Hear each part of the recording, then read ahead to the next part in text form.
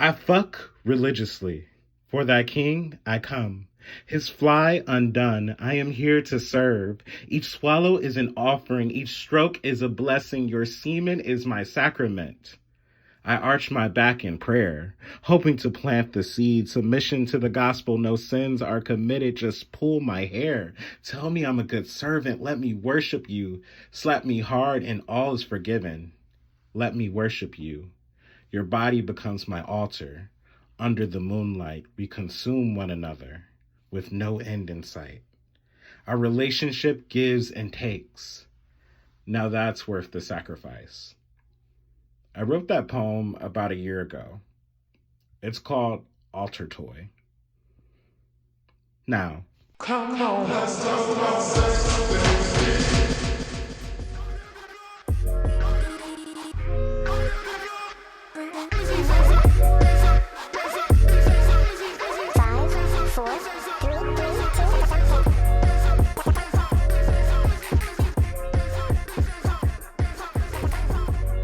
This is the Zesty Podcast. I'm your host, Malik Anderson, aka Taka, and today we're having a real honest conversation about sex. No, not the don't do it talk, not the awkward whispering, and definitely not the old abstinence only stuff. We're talking about sex as health, as identity, as pleasure, and as power. And to help us break it all down, we've got Elizabeth Smith, a community sexual health educator who's out here creating safe spaces for young people, challenging shame-based sexual ed, and making sure Black, Brown, and LGBTQ teens get the affirming care that they deserve. Today, we're digging into sex ed we got, the sex ed we needed, and the sex ed we're still fighting for, and why pleasure and safety and inclusion matters. So let's get into it. We started off this conversation talking about the sex ed that we got.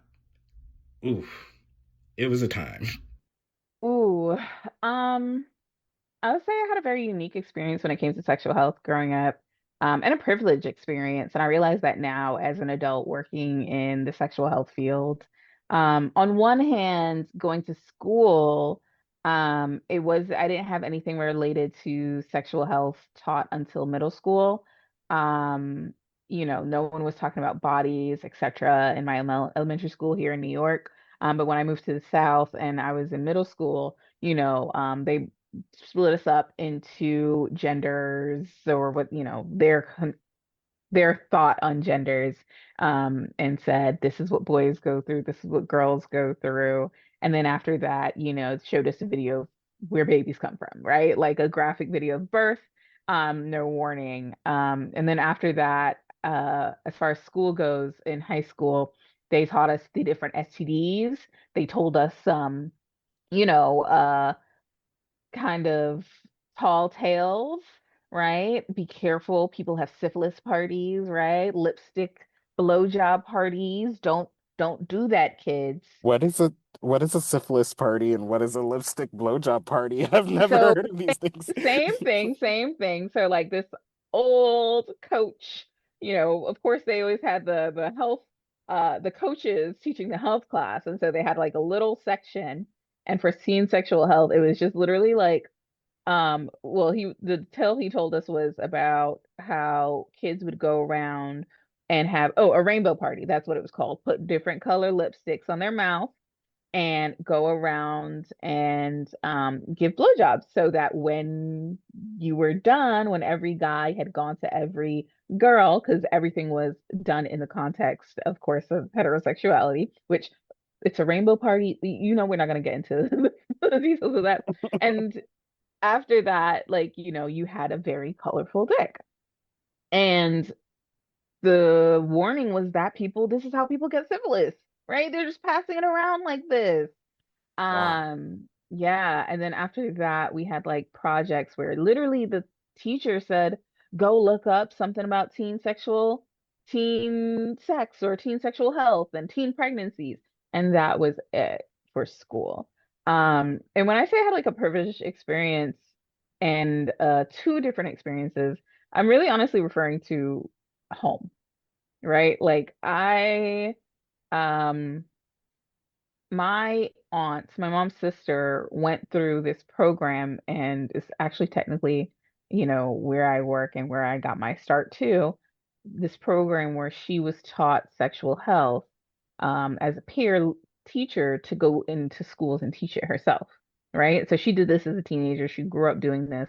And so growing up, she would kind of spearhead my sexual health education.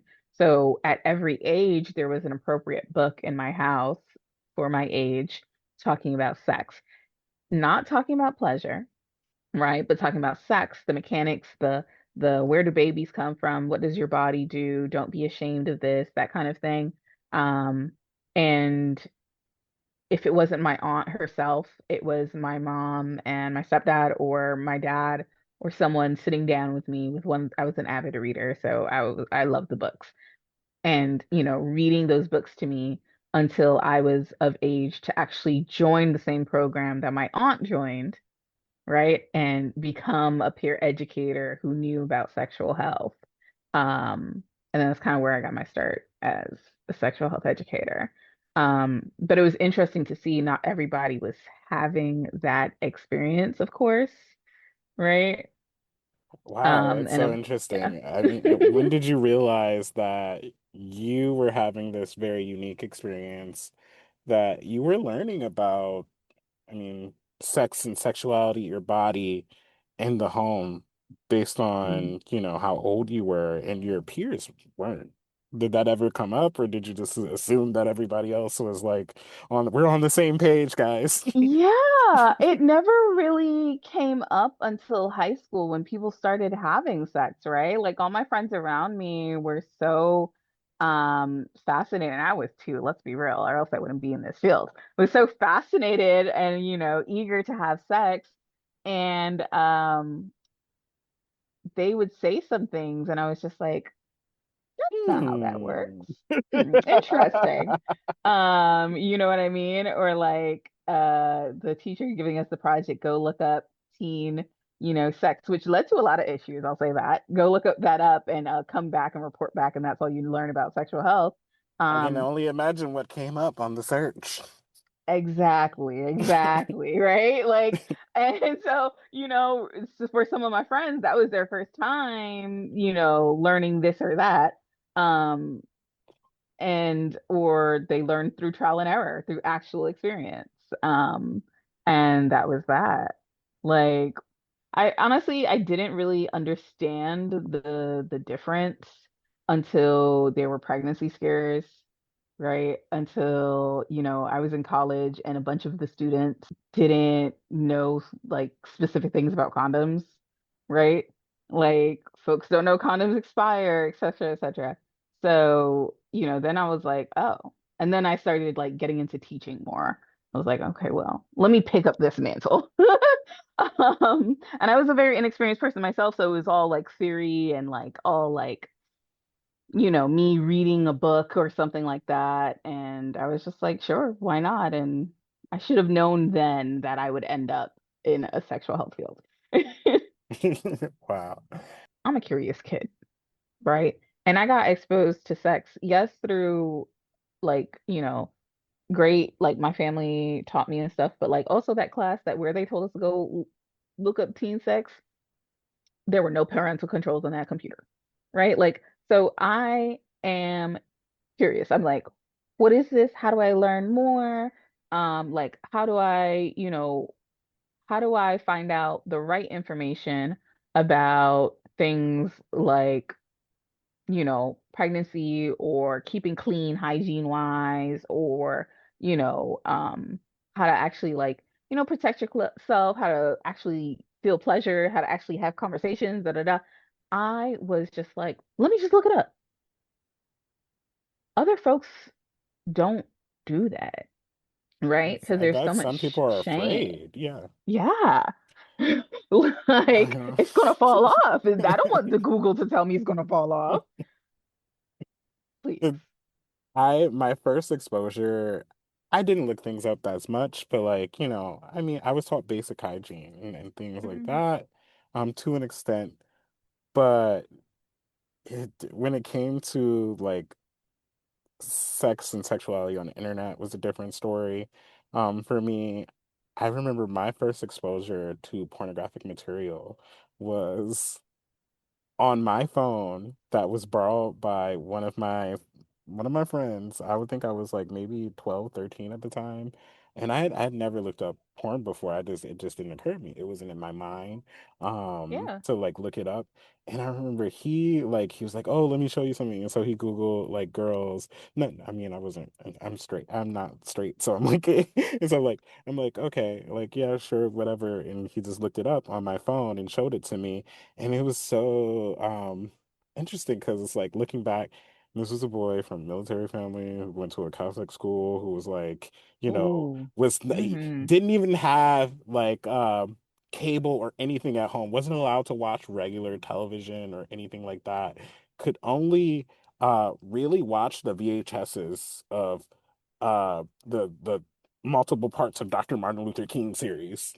And like it's so Oh, very strict who already yeah. had exposure to this stuff. And so that was always uh like silly to me growing up and thinking about it. Now I'm like reflecting on it, or I've been reflecting on it. It's like my exposure to that came from from a much stricter household than I was in, and who had Like, less, mm-hmm. wiggle room and boundaries for that. And so that just goes to show that kids will find something that they want to know, they'll be exposed to it in whatever way, so you might as well just talk to them about Talk about it. it. Yes, absolutely. Because I'm like, and it's the thing with like being exposed to stuff like that so young is that you also start to kind of gain complexes, right? Like, no one's talking to you about pleasure, what pleasure is supposed to look like. So if you see something like that and it's like, oh, is this what it's supposed to look like? Are they screaming all the time? Or are they, making all these noises, whatever the case is? And it's just like, it can make folks self-conscious when it comes to exploring and being with their own sexuality, right? Even with your own body. Like Even with your own body, right? It's like, oh, is the body supposed to, oh, like mine doesn't look like that, right? And no one is, there's no overarching like thing that says like, hey, these folks are getting plastic surgery, right? Like these folks are getting treatments done that, you've never even heard of. And your body is not supposed to look the same as the person next to you, right? And, kind of like you to your point with your friend and your initial exposure, it's like the more repressed we are, the more we kind of lash out into things that would, give our Catholic, repressed family, military family would give them heart attacks. Like we are looking for any form of rebellion, right? And if, the one thing that if one of the things that you're holding back is sex, and this is something everyone else is talking about, that's what folks are gonna like look for and look up. And then it causes more issues in the future, right? It causes the body image issues. It causes, in my opinion, I feel like a lot of what we've been talking about so far has been rooted in like sexuality.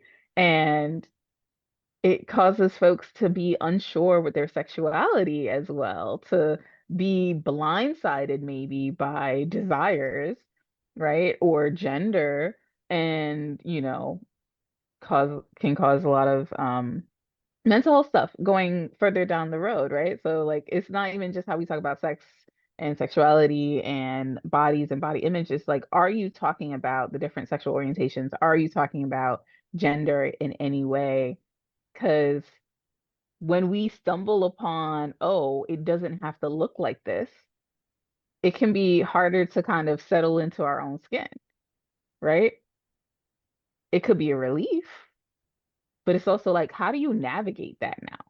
Right? Like if this is all that you've seen and all that you've been exposed to in well, not healthy, in a way, then how do you navigate desires that look different than what you've been exposed to, right? You brought up something that I really wanted to talk about in this conversation is that, you know, LGBTQ topics Yes. completely left out of like the curriculum of sex ed. Um, and I wanted to ask you, I mean, like, what harm does that do if ignoring the realities that queer and trans people exist? If you're a queer or trans child, and I mean, and I want to know this from your perspective because I know the answer as someone who grew up as a queer non-binary kid who didn't really understand gender or sexuality. Um, but from an expert perspective or someone who interacts with, you know, more young people Mhm. who are potentially queer, like what harm does that give, or what sort of stigma does that build, aside from just the normal, like heteronormative stigma? I feel like so it can definitely impact how folks interact with their own sexuality, interact with getting into the community, getting into the queer community. It can interact with how they see, perceive, receive, give pleasure, right? In my opinion. When it comes to teaching, um, personally, I keep things gender neutral. I tend to use body parts. I use language like vulva, vagina, penis, right? To just, or, female or male reproductive system to kind of maybe describe the physical of it when we're talking about anatomy and puberty, or when we're talking about ways that people can have sex and ways that people can protect themselves. I'm very intentional about not gendering it, right? I am not I will say I'm not a sexual health educator on my own. I'm part of organizations that where there's already practices in place that I have found myself having to kind of subvert to make sure lessons remain inclusive, as well as a lot of pushback from young folks themselves who, again, are getting these messages from their families or from their communities, etc. Where if I say in the beginning, hey, just this is what gender is, this is what sex is, this is what sexual orientation is, etc., they're like, oh, why we gotta talk about, right? And so it's like having to navigate all of those levels of things.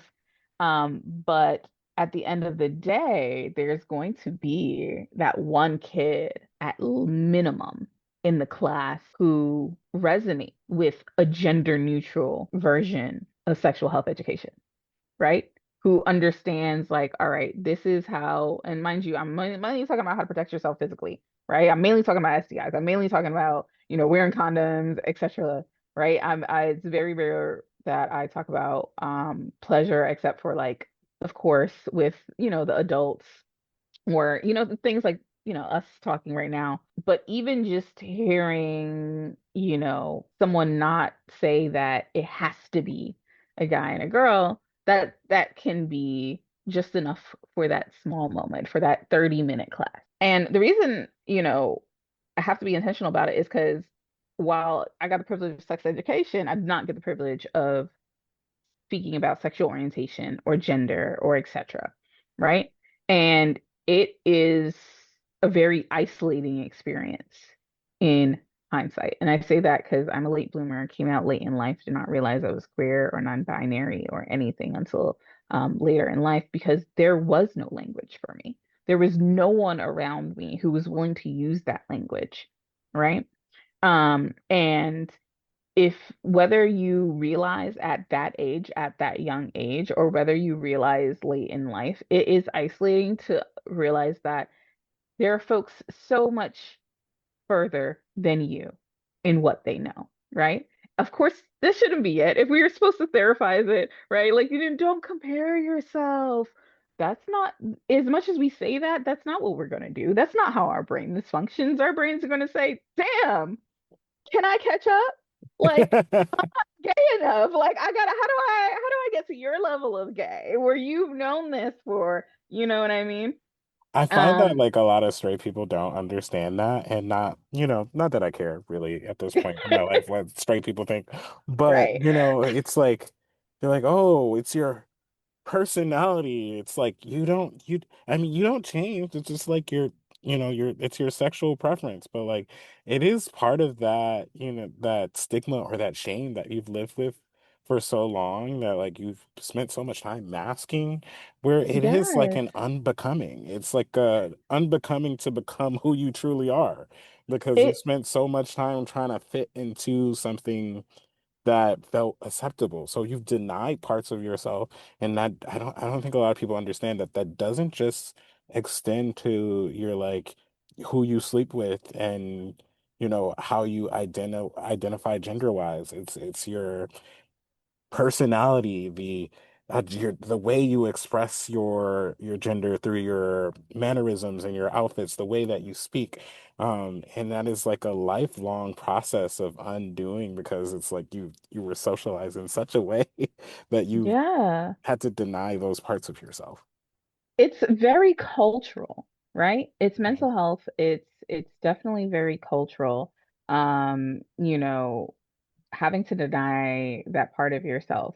Having not having access to community, right? As well. Um, we can always hope that, well, hold on, I'm gonna say we could always hope that, young folks growing up today don't experience what we experience, right? Um, but unfortunately, the cycle does continue because we continue not to talk or have folks who don't want us to talk about sexuality, right? You've got like, the don't say gay type of bills, right? Trying to really alienate people. And again, it's because these are folks who have no understanding or don't want to have any understanding of gender and sexuality in any way that matters, even the most basic, right? And so they continue to put shame on it.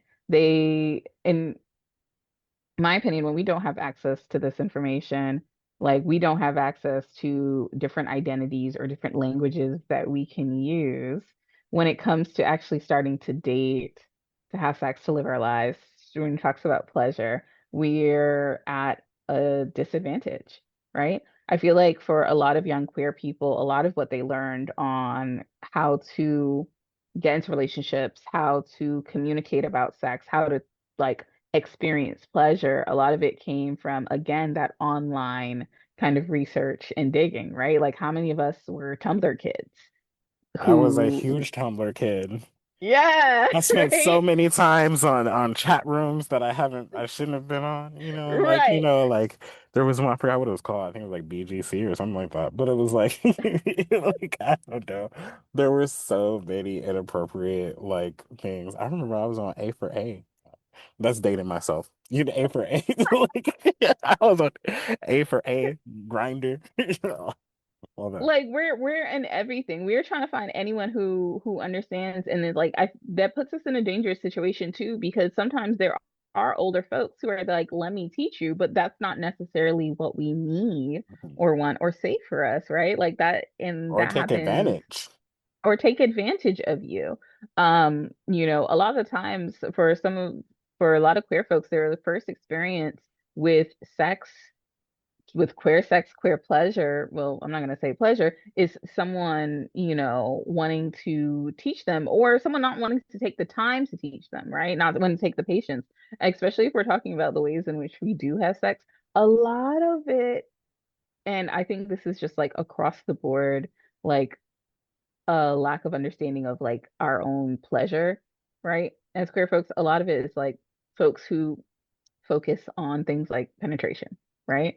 When that's not the only way to have sex. And that goes back to the heteronormativeness of it all, of thinking that's the only way to experience sex, to experience pleasure. Um, we try, a lot of times, some folks are trying to fit themselves into a model that looks, again, heteronormative, but within a queer relationship, and it doesn't work. It's trying to fit like a square peg into a circle, right? It's lack of understanding of ourselves. And I will say, like, one of the major things, especially as we're talking about like pleasure, things that coming into our pleasure, um, and also shame. It's a lot of folks are have a lot of shame around their own body and are not willing to explore their own body before exploring it with somebody else, right? A lot of folks don't take the time to understand what they want and instead get into relationships or sexual relationship or instances where someone else is the main person kind of showing them or teaching them, right? So they don't learn themselves. They don't know their own bodies before getting into anything. They are reliant on a partner for showing them pleasure versus being able to vocalize what they actually want, right? And that leads to just unsatisfactory experiences. Hmm. So say you're a baby gay, like Yay! you're fresh to the out to the world. You've never experienced anything. I mean, that this is a scenario because there's a lot of people who definitely had some experiences deeply buried really early Yeah. on. But like, say for Yes. instance, you're still, or you're wherever you are in your process, you're an adult and you're exploring your body and you don't know how to have these conversations with your partner, but you don't even know what you like. Where do Hmm. you even begin to understand what it is that you like and what you find pleasurable? Masturbation. Like the short answer. Like A lot of people have shame around that.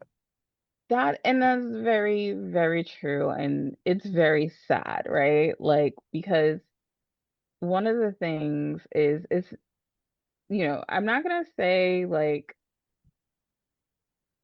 if you are unable to experience your own body, to masturbate or to have the patience or lack of shame to do so, that you shouldn't experience pleasure with another person, but it enhances pleasure with another person to be able to communicate what you actually need, right?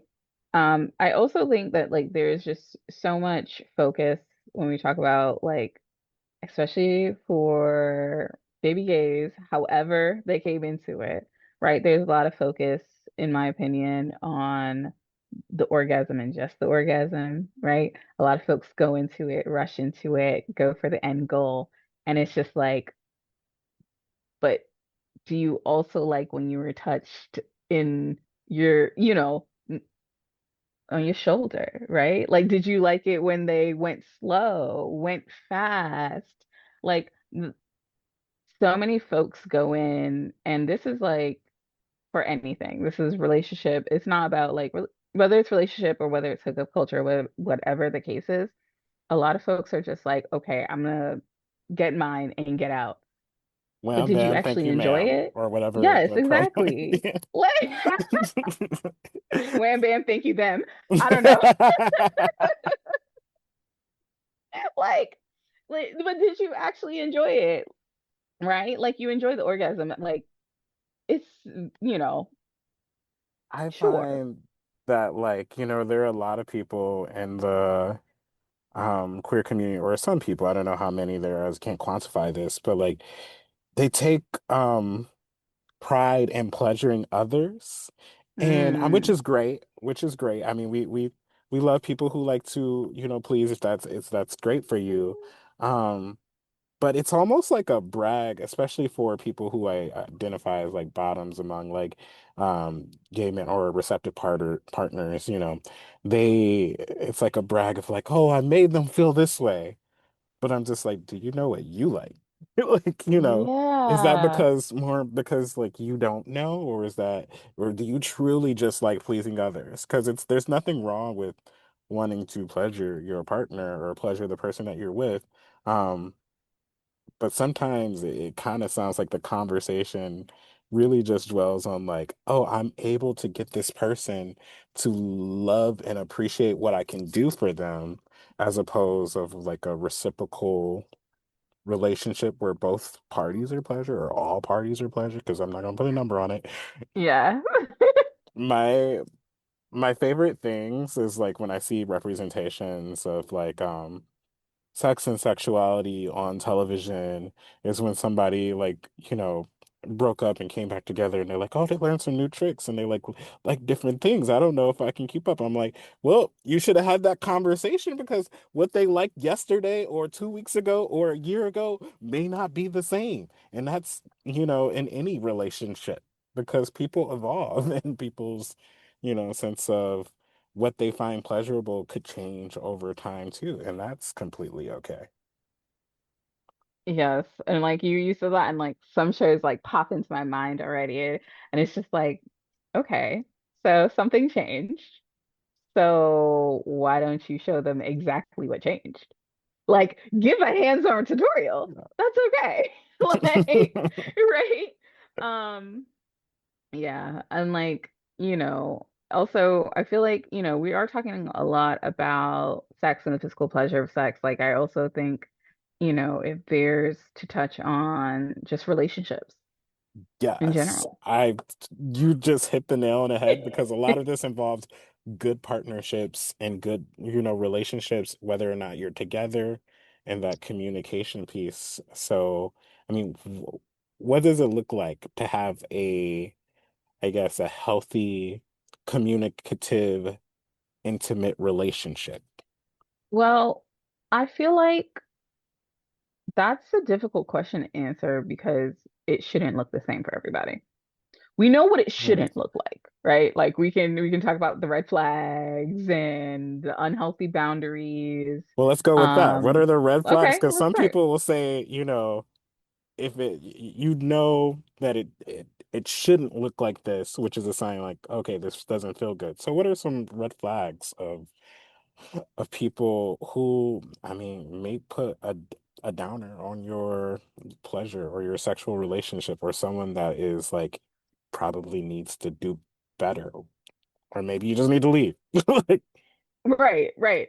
Um, Definitely control in any form, right? And maybe not control in any form, right? Like if you and this consent is to again when control. we're talking, right, this is where we talk about the fact that we are adults that are able to talk about the nuance of things like that, right? Like if a partner is exerting control outside of a pre-approved kind of like um dom sub dynamic, BDSM dynamic, whatever the case is, then that is a problem, right?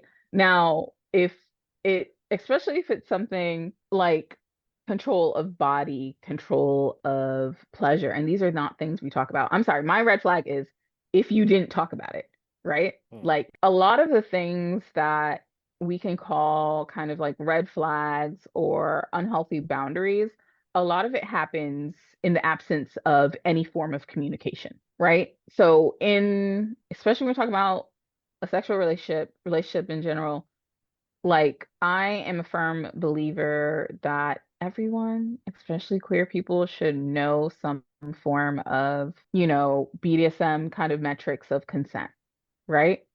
And when I say that, I mean like there's different versions, but like risk-aware consensual kink, right? Or you can go for the old tried and true classic safe, sane, consensual, right? Whatever it is, because if you go by a model where it's imperative that you are having conversations throughout your relationship, you're more likely to have a satisfactory relationship, right? In my opinion, there is no room to shy away from these conversations. And if someone is unwilling to have these conversations with you, yeah, red flag, get out. I will say that I come from a framework of kind of relationship anarchy, right? You got to explain what that is. I've heard of And it. I've heard of it, but I know you're not the first person that I've known who is a relationship anarchist, but I know there are a lot of people who are probably listening and have no clue, have no frame of reference of and what and what's that is a-okay, right? Like when I say relationship anarchy, and this is why I say like I think everyone should know the tenets, the basic tenets of BDSM, whether you choose to practice it or not, right? Because for me, the tenets of relationship anarchy is to completely break down the way that we see relationships currently, right? There is this expectation, and I'm talking about regardless, whether you're monogamous or polyamorous or you just like being around, whatever the case is, to break down what we think relationships should be. Because relationships, the only thing relationships should be is between you and the person you're in a relationship with, the person or the people you're in a relationship with. That is your relationship, right? There doesn't make sure that you, of course, have that comfort and that safety. Of course, that's very important and is very vital. But beyond that, you build it brick by brick. You don't go in with the expectation, okay, this person's going to have this role and this person's going to have this role. And that goes beyond kind of gender, even, right? Like a lot of folks grow up seeing relationships in one type of way, right? So that means when you're in a partnership, you are coming home to this person, your outside relationships might fade away, your friendships are not as important, right? Break that all down, right?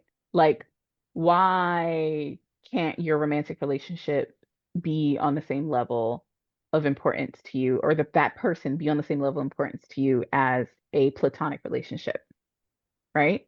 Why start questioning things, Mm. right? Like, why can't you be affectionate with this person versus this person based on the status of your relationship, Mm. right? And if you do need a relationship, a romantic relationship to feel special and different in some way, that is fine. But why does that person have to become your entire world? Right? Why? For, Why? Tell me that it's human nature. human nature. Like, no, like literally, it's literally the asking all them questions, asking all Yes. them questions. Like that. Keep asking. Don't stop.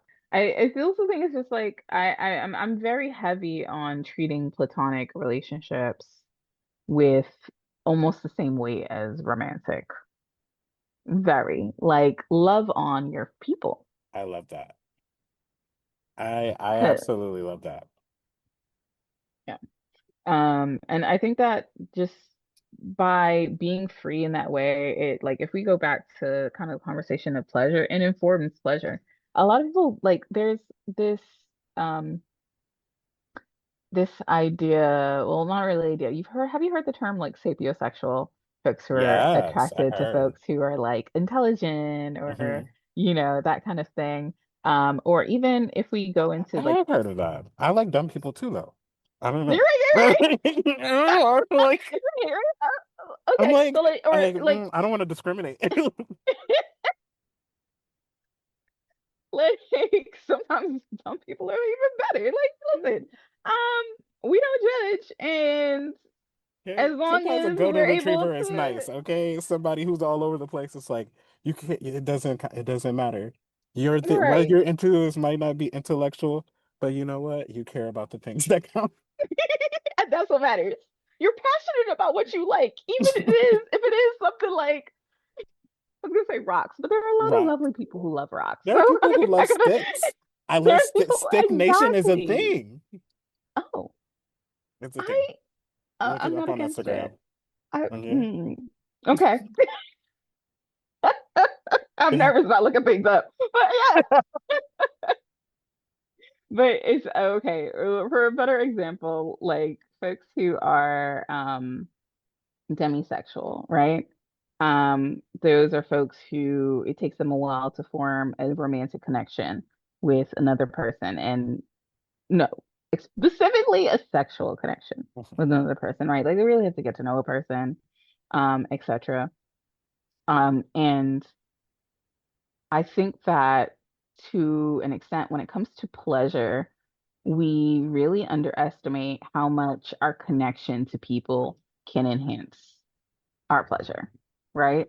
If you're on the same wavelength as somebody, right? Like you have the understanding that, you know, for when we are with each other, we are focused on each other. And then in that moment, we can be possessive and get into the sexy type of control. And then when we're not with each other, we understand that maybe we're getting pleasure in other ways, in non-sexual ways.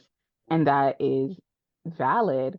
Like it can make the pleasure with that person more heightened, right? Because you've reached this understanding, you've reached this kind of enlightenment with them. And I'm not saying that's inherently demisexual. I'm saying more so that we have to, I want us to acknowledge how much being seen and being known on such a level can improve our experience of pleasure with ourselves and with our partners.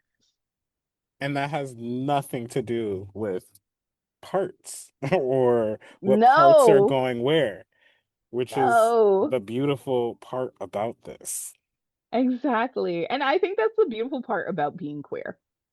Like, very honestly and realistically, like I do hope that, we're able to reach more people and get more people to the understanding that sex doesn't have to look a specific way, even for queer people, right? Like I'm very definitely big on the not everyone is into penetration, right? Not everyone is into folks touching their genitals. That doesn't mean they don't experience pleasure, right? Or can't have pleasure, right? Hopefully we've come to an understanding, or those folks have come to an understanding about what pleasure looks like for them, especially if we're talking about the folks who maybe get pleasure from doing something for someone else, but not for themselves, right? But like being queer is understanding that it's a lot about our connection as much as it is about the body parts and how they're connecting, right? Like, like it's about our kind of like emotional connection. And I feel, and maybe I don't know if I'm alone in this. I don't think I am. I feel that that applies to things like one night stands too.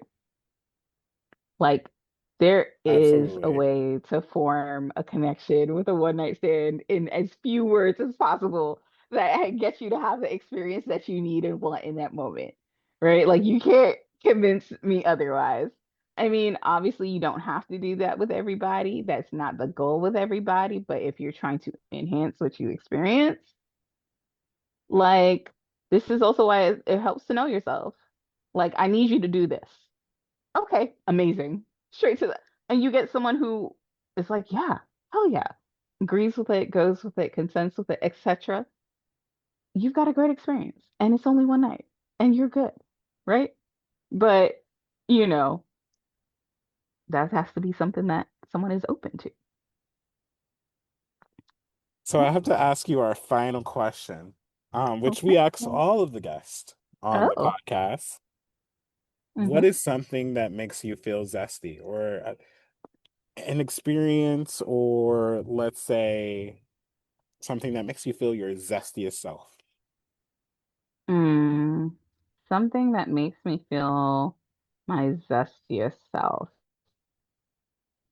What is Honestly, life-giving? uh, life-giving, um, conversations like these.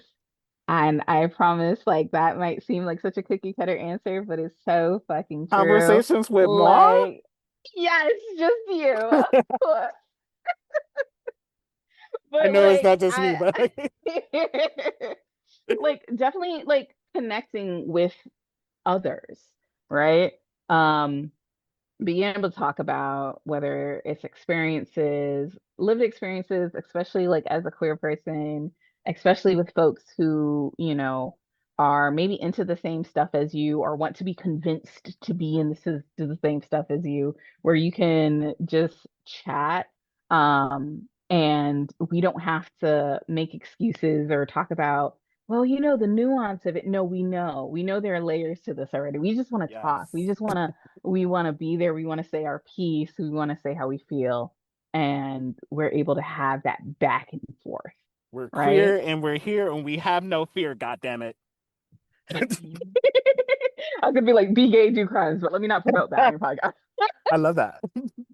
You know? I remember when people used to say, I just want to do ratchet shit with my ratchet friends. And, that's how I feel Yes. about my queer friends. Mhm. I just want to do Exactly, gay right? shit. That exact feeling. Gets that's what gets me that makes me zestier. There we go. Well, thank you so much for coming on the podcast, Of Liz. I course. Thank you appreciate for it. having This has me. been a very fun conversation. I loved it. It was very zesty, and I can't wait to hear more of your podcast once with all the episodes.